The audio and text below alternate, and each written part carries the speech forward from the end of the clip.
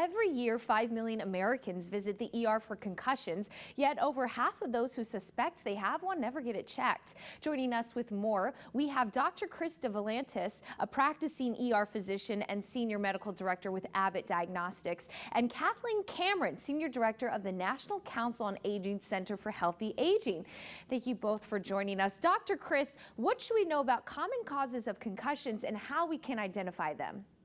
What's important to know about concussions is it can happen to anyone, anywhere, at any time. And while people think sports are the most common causes of concussions, it's far from the truth.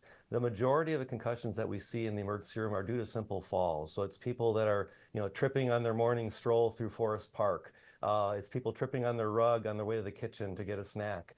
Those are the things that we're seeing in nearly half of the cases. And then there's motor vehicle crashes and assaults and bike accidents and electric scooters and so forth. So it's important to understand that it's not just sports. It actually happens to the everyday person. And these things are very serious and need to be evaluated quickly in the emergency room. Kathleen, can you explain why falls are so dangerous? Well, falls are very common among older adults. About 1 in 4 older adults will fall every year, and about 20% of those will sustain some type of injury.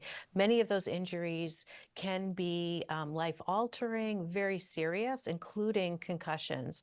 And for example, concussions can lead to such things as strokes, changes in cognition and memory, mental health conditions like depression. So falls have a major impact on the quality of life for older adults. Recovery time is very slow when someone older has experienced a fall. For some older adults, they may be in the hospital, then go to a nursing home, and some never leave the nursing home because their injury is so serious.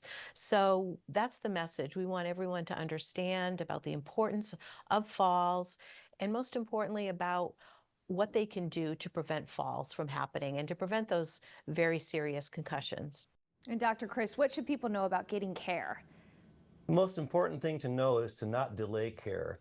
Go to the hospital. As Kathleen mentioned, the older patients that are on blood thinners are at risk for bleeding complications, so they oftentimes need a CAT scan to make sure there's no serious injury. But the majority of cases that we see actually have a normal CAT scan, and oftentimes the CAT scan is not even necessary. Abbott actually has a blood test now that can help us determine whether a CAT scan is needed or not. But it's important to remember that it's not just what we see on imaging. A lot of times these symptoms are due to other things in the brain that aren't working properly, and people need follow-up. They need to know what to do, what not to do to help speed up their recovery. 17% of patients with a concussion are unemployed a year after their injury. So it's very important to recognize the symptoms and to seek help when they're not sure. When in doubt, check it out. Learn more at concussionawarenessnow.org. We'll be right back.